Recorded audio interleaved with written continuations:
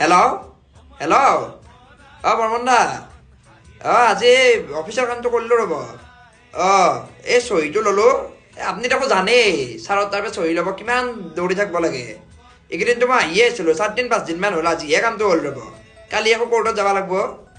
জানেই দেখোন আৰু বৰা বাবু নাথাকেই নহয়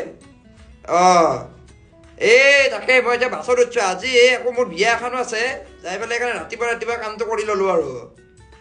বিয়াখনত যাব নেগিলি নহয় বুজি নাপায় নহয় মানুহবোৰে কথাবোৰ দাদা অলপ লাহে লাহে কথা পাতক না বাকী মানুহবোৰৰ হেল্ল' প্ৰব্লেম হয় নহয় হেল্ল' বৰ্মন দা আমাৰ এই কলিতাদাও কৈছিল বাৰু পিকনিকৰ কথাটো আমি বাৰু কথাটো পাতি চাম ৰ'ব ছাৰে বা কি কয় এতিয়া আকৌ